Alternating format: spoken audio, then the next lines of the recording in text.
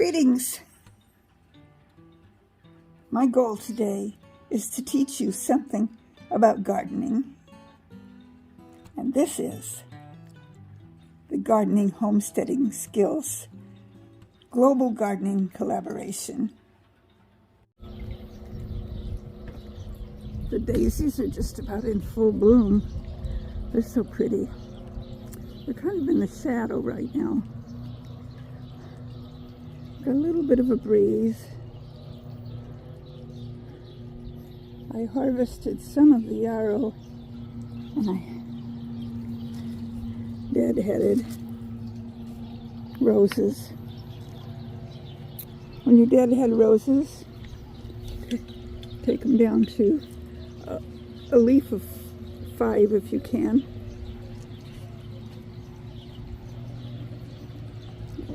Isn't this bud pretty? And this yarrow coming up right here is pink. I need to get out here and pull out all of the bindweed or whatever that thing is called. Here's the daisies from a different angle. I love daisies, they're so pretty.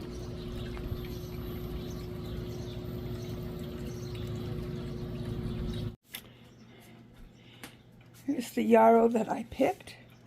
And I also harvested some of the blooms off of the roses.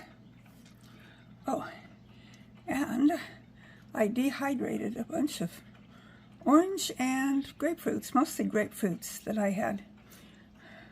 I can't count them for weight.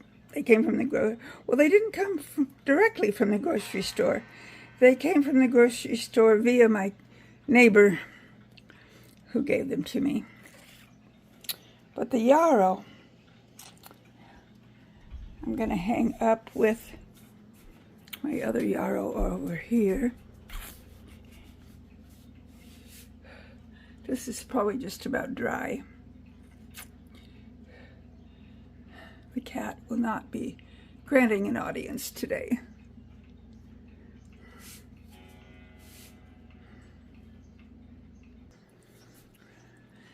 Actually, I decided to put them in a vase for a while without any water, so they will still begin the process of drying.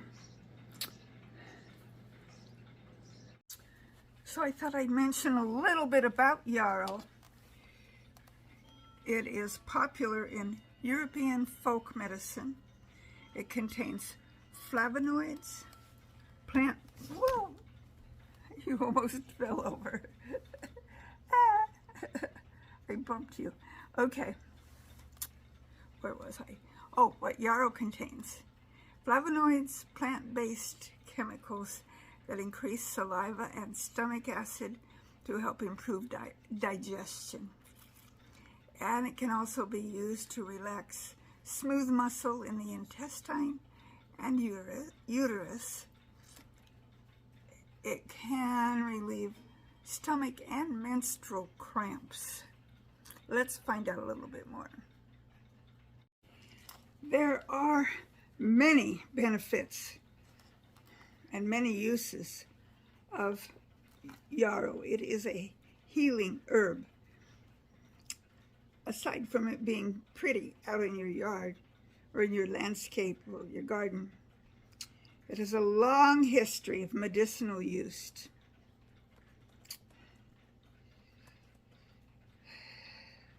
It grows to a few feet tall at maturity, spreading its rhizomes to create lovely flowering patches in the garden or fields. And it smells good. Yay! It smells really good.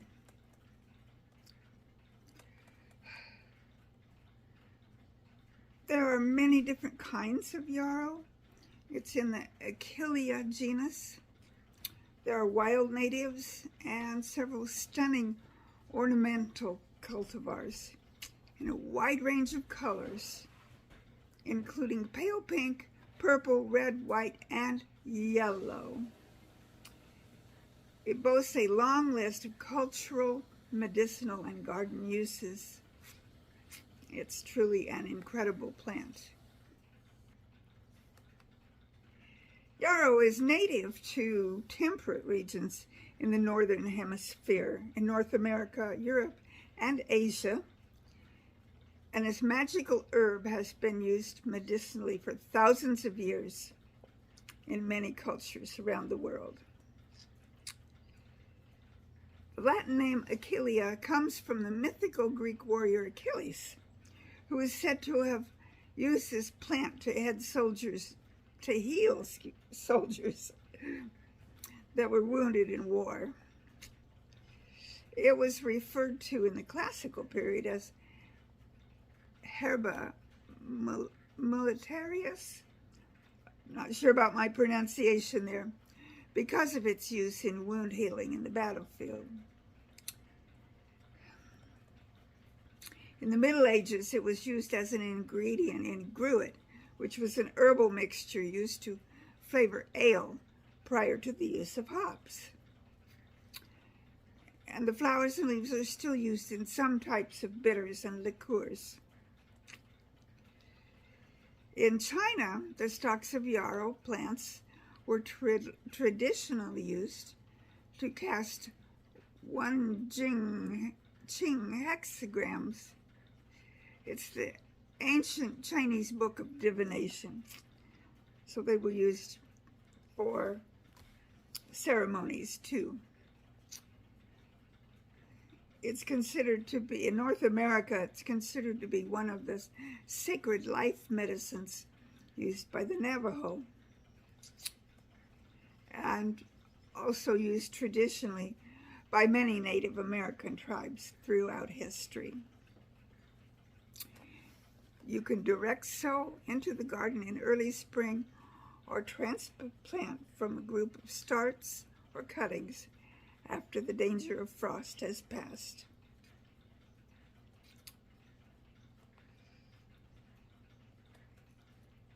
So what can we do with it now? What can I do with my yarrow? Well, it's long considered by herbalists to be a blood-moving herb. Yarrow has been used to stimulate blood circulation and lower blood pressure.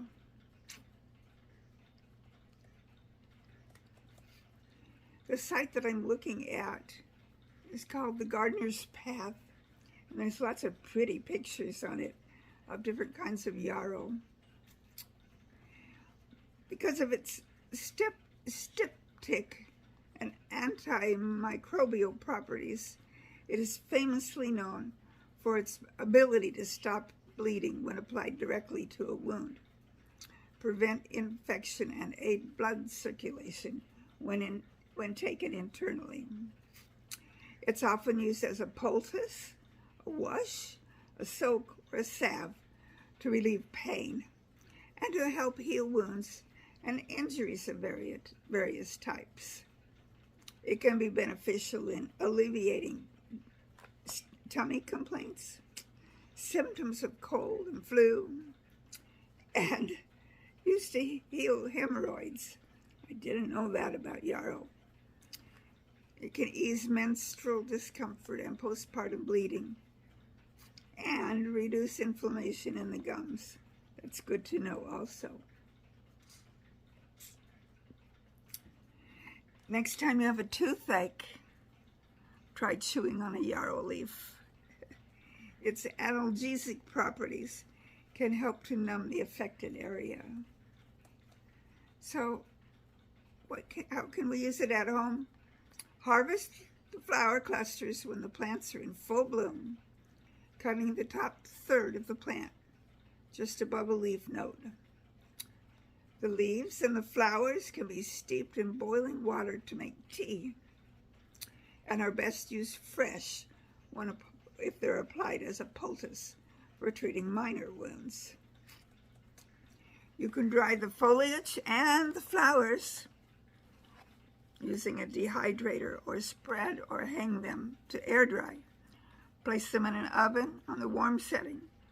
Anyway, once they are thoroughly dried, it's easy to strip the flowers and leaves off of the stem. Both the dried leaves and the flowers can be consumed internally as a tea, preserved in tinctures, or infused into oils to make salves and creams. It has a sweet, mildly bitter, aromatic flavor and makes a wonderful addition to the herbal medicine cabinet.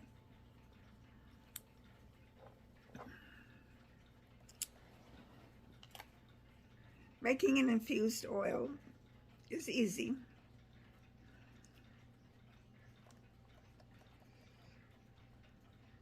Just grind up some dried leaves and flowers, put them in a glass jar, and cover them with a carrier oil 1:4 ratio with 1 part dried plant matter and 4 parts of oil.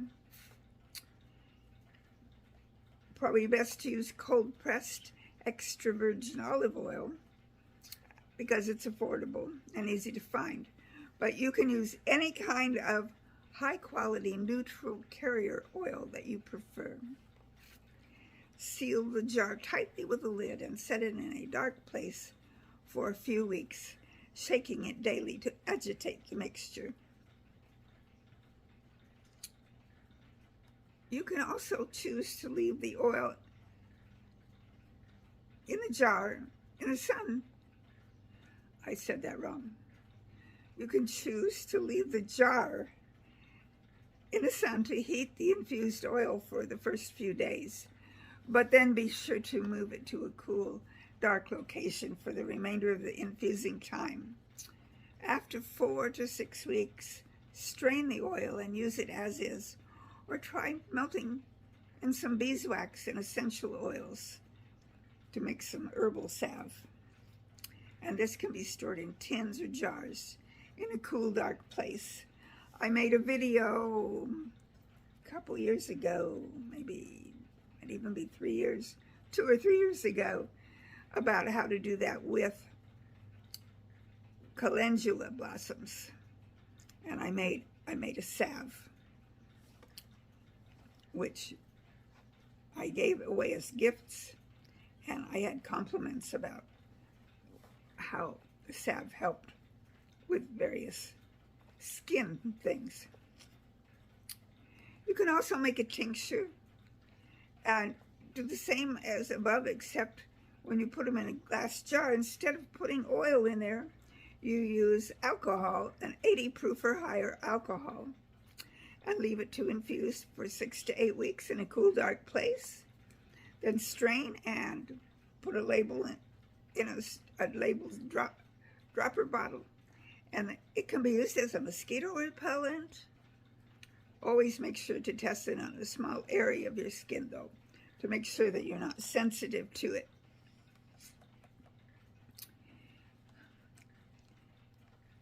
In general, this is recognized as a plant that's safe for use, though in rare cases it might cause an allergic reaction.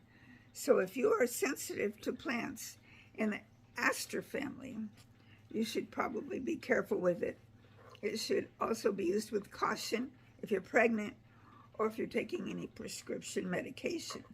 Always remember to consult with your doctor or healthcare practitioner before using any herbal remedy. And according to the ASPCA, Yarrow is toxic to dogs, cats, and horses. So it only makes sense that this plant would be restorative to the garden as well. It's an amazing plant to incorporate in your garden for a number of reasons. It has extensive roots that draw nutrients from deep within the soil. It can bring potassium, calcium, magnesium, phosphorus, and copper to the surface, improving soil quality for other plants when used as a mulch material or added to the compost pile.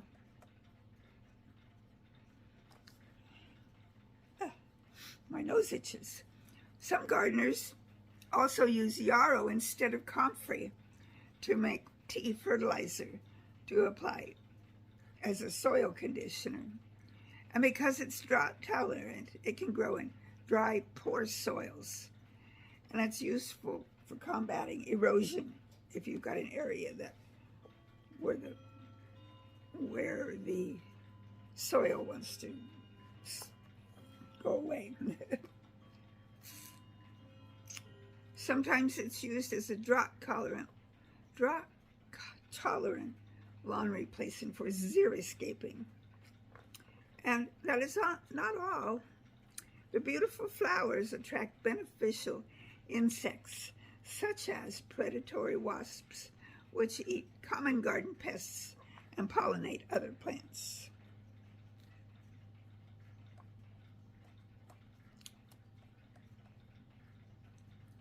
Thanks to the beauty and general popularity of Yarrow, it's been bred to create several breathtaking cultivars for ornamental use.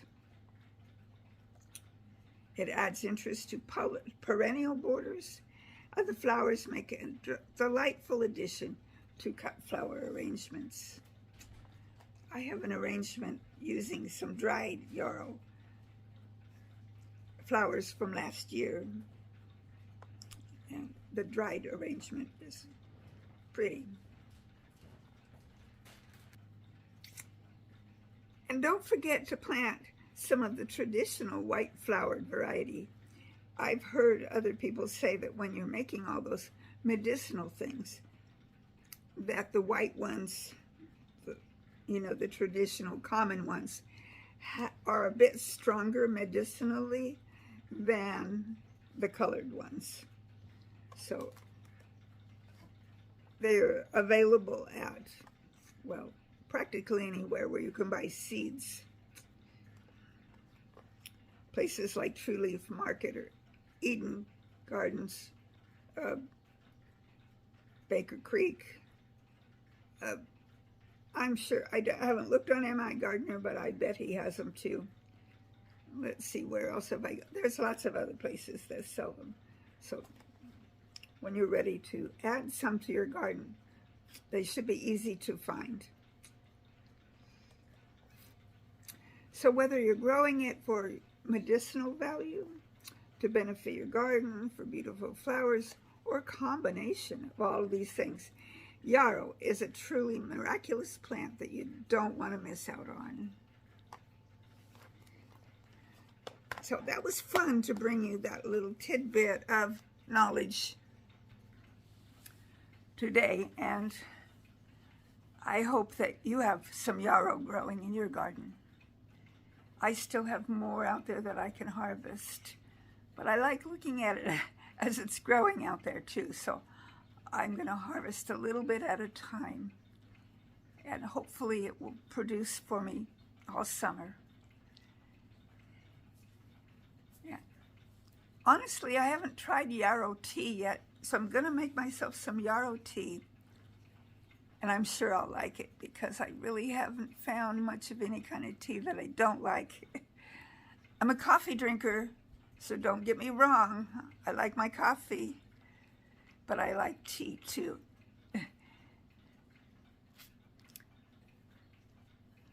So my gardening friends, whether you're watching me for the first time, whether you're subscribed to me, whether you are just one of the many gardeners that I subscribe to, or whether you're one of my gardening homesteading skills collaboration persons, whoever you are, I'm glad I could bring this little tidbit of knowledge to you, and I hope that it added something to the repertoire of knowledge in your head about plants such as yarrow. So until my next video, I'm going to bid you goodbye for now. May God's love and blessings surround you. Don't forget to like, share, subscribe, all of that stuff that people always say. I love the comments, and if I see the comment, I'll respond in some manner. hair tickling my nose. Maybe I should take my hair down out of its ponytail and comb it. What you think? Well, I'll see you later. Bye.